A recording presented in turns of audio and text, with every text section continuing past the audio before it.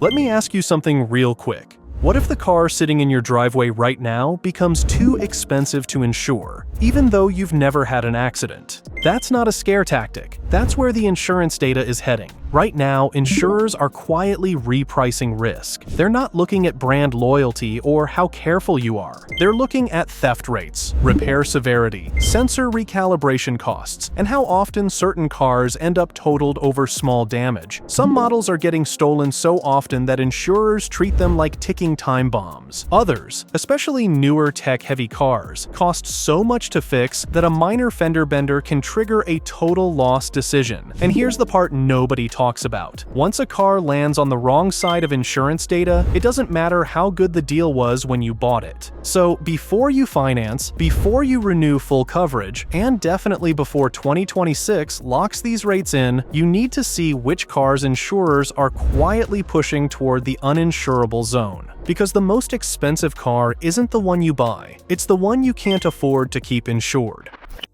Range Rover.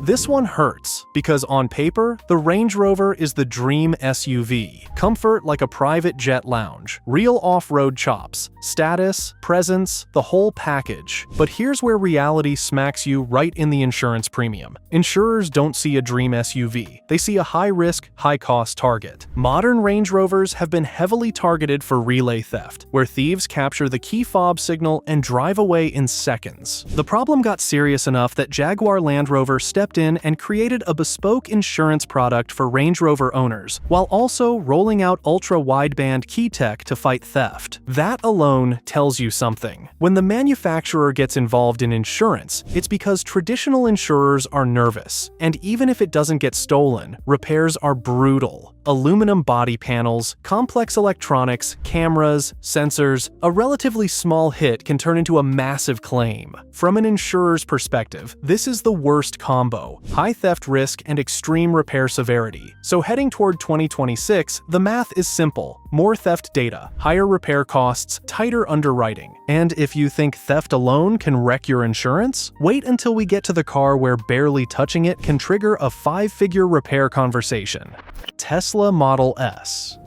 This is where things start getting sneaky expensive, because with the Tesla Model S, it's not the big crashes that scare insurers, it's the small ones. Tiny damage, huge invoice. According to Mitchell's US insurance data from the first quarter of 2024, electric vehicle claim severity is meaningfully higher than gas cars. The average electric vehicle claim came in at $6,070, compared to $4,705 for internal combustion vehicles. That gap matters a lot when you're the one paying premiums. And then there's the battery. If the battery housing is damaged or flagged as compromised, replacement costs are commonly quoted in the 5-figure range, often between $15,000 and $20,000 plus, depending on configuration and labor. At that point, insurers don't debate, they do the math. What really pushes Model S insurance higher is repair complexity. Aluminum-heavy construction, integrated sensors, cameras that need recalibration. A cracked windshield isn't just glass, it's cameras, software, and labor stacked on top. So insurers aren't saying, "We hate EVs." They're saying, "This car is expensive to put back together." As we roll toward 2026, more claims data means less guesswork, and higher premiums baked in for tech-heavy EVs like this. And if you think high-tech EVs are the whole problem, wait until you see how a car built to save money ended up costing owners way more than expected.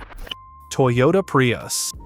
This one surprises people, because the Toyota Prius is supposed to be the safest, smartest, most responsible car you can own, and mechanically, it usually is. But insurers aren't worried about engine reliability anymore. They're worried about theft frequency and repair economics. The Prius has been one of the most frequently stolen vehicles in the US for years, largely because of catalytic converter theft. Thieves target it because the hybrid system uses higher concentrations of precious metals, making it faster and more profitable to strip than many other cars. From an insurance standpoint, this creates a nasty pattern. High claim frequency, fast thefts, repeat losses. And then there's the repair side. Hybrid components, underbody damage, and emissions repairs aren't cheap. Even when the car is recovered, insurers often face repair bills that are wildly out of proportion to the car's market value, especially on older models. So while the Prius saves money at the pump, insurers increasingly see it as a repeat claim vehicle. That's how premiums creep up quietly, year after year, even though owners think they picked the safe option. Heading into 2026, this is exactly the kind of car that catches buyers off guard. Not unreliable, not flashy, just expensive to insure for reasons nobody talks about. And if you think that kind of risk only comes with small cars, wait until we look at the SUV that feels harmless but quietly stacks expensive claims.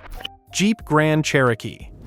This one flies under the radar because it feels so normal. The Jeep Grand Cherokee is everywhere. Family SUV, comfortable, capable. Nothing about it looks risky, but insurers see a very different picture. First, theft. The Grand Cherokee has consistently ranked among the most stolen SUVs in the US, especially in metro areas. Push-button start systems and resale demand for parts make it attractive to organized theft rings, and stolen SUVs tend to generate large claims, even when they're recovered. Second, repair costs. Modern Grand Cherokees are packed with advanced driver assistance systems, air suspension on higher trims, and increasingly complex electronics. A moderate collision often means sensor replacement, calibration, and suspension work, not cheap fixes. From an insurance perspective, this creates a bad mix: frequent claims and elevated repair severity. That's how a vehicle marketed as mainstream quietly drifts into a higher-risk insurance bracket.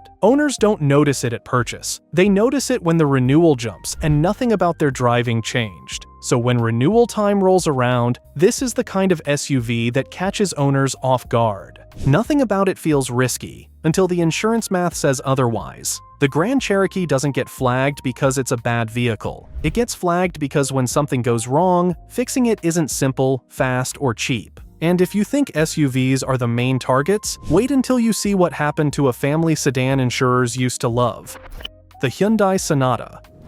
This one catches a lot of people off guard, because the Hyundai Sonata feels safe. Family sedan. Sensible choice. Nothing flashy, nothing risky. That's exactly why the insurance hit hurts. In 2023, the Hyundai Sonata was the second most stolen vehicle in the entire country, with 42,815 reported thefts, according to the National Insurance Crime Bureau. That's not a niche problem. That's a nationwide red flag. And insurers don't just look at your car. They look at the model as a whole. Frequency matters, trends matter. Once a vehicle starts generating that level of theft data, premiums react fast, especially in metro areas where claims pile up. For a lot of Sonata owners, this is where things feel unfair. Perfect driving record, no accidents, no tickets, and yet the renewal notice shows a jump that makes you double-check the number. This is exactly how a smart buy turns into a financial headache. Not because the car changed, but because the risk profile did. And quick reminder, if this breakdown is saving you money or stress later, tap the like button so more people actually see this before they buy. And if you think that was just a sedan problem, wait until we move back into compact SUVs that insurers started treating very differently.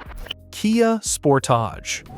The Kia Sportage was supposed to be the safe middle ground. Practical size, long warranty, good features for the money, a buy-it-and-forget-it kind of SUV. But insurers didn't forget. According to the National Insurance Crime Bureau, the Kia Sportage ranked in the top 10 most stolen vehicles in 2023, with 15,750 reported thefts nationwide. That puts it in the same risk conversation as cars people assume are way flashier. And just like other Kia models from this era, theft frequency matters more than reputation. Insurers track how often claims happen, not how much owners like the car. Once a model shows consistent theft losses, premiums follow. For owners, this is where things turn frustrating fast. You didn't buy a performance car, you didn't buy luxury, yet the insurance math starts acting like you did. As insurers refine their risk models heading into 2026, vehicles with documented theft patterns like the Sportage are exactly the ones that see renewals jump quietly year after year. And if you think practical cars are the real insurance headache, wait until we talk about a car insurer's price like a risk before it even leaves the driveway.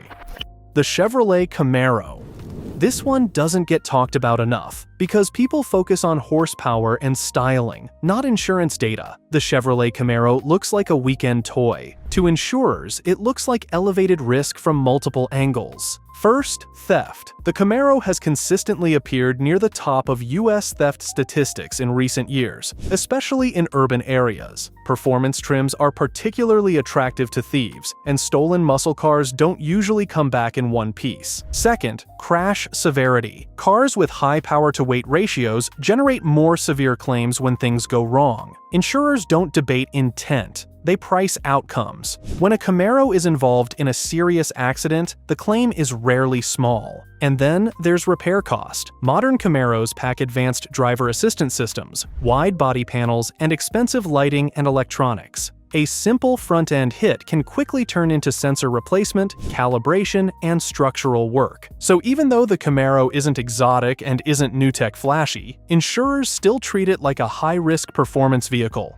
especially as parts and labor costs climb. Heading toward 2026, this is exactly the kind of car buyers underestimate. It feels mainstream, but the insurance profile says otherwise. And if you think performance alone drives premiums, wait until luxury tech enters the picture and turns minor damage into major money. BMW 7 Series.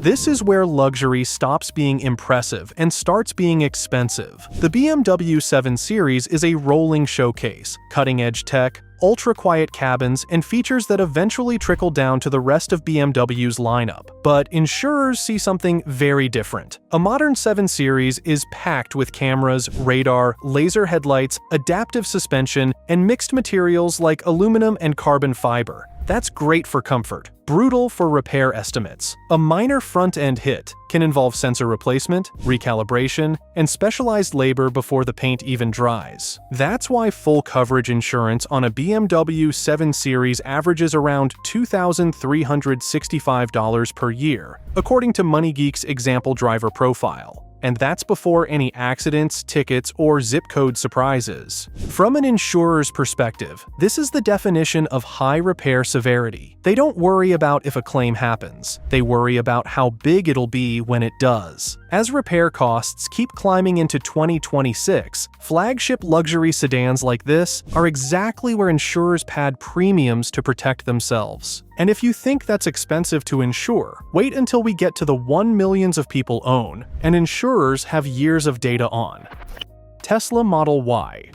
This is where everything comes together, and why the Tesla Model Y sits at the top of this list. Not because it's unreliable, not because it's unsafe, but because there are so many of them. Insurance companies don't just price individual cars, they price patterns. And with the Model Y, the pattern is impossible to ignore. According to Insurify, full coverage insurance rates jumped 29% year over year from 2024 to 2025. That kind of increase only happens when insurers are reacting to sustained, expensive claims data. What makes the Model Y especially tricky is expectations. Buyers think they're purchasing a practical, efficient, family-friendly SUV, and they are. But insurers see a vehicle that generates consistent, high-dollar claims at massive scale. When millions of identical vehicles produce the same insurance outcomes, pricing adjusts fast. That's why some analyses now place average full coverage costs around $3,996 per year, depending on location and driver profile. For a car marketed as everyday affordable, that number lands like a shock. Heading into 2026, this isn't about panic, it's about planning.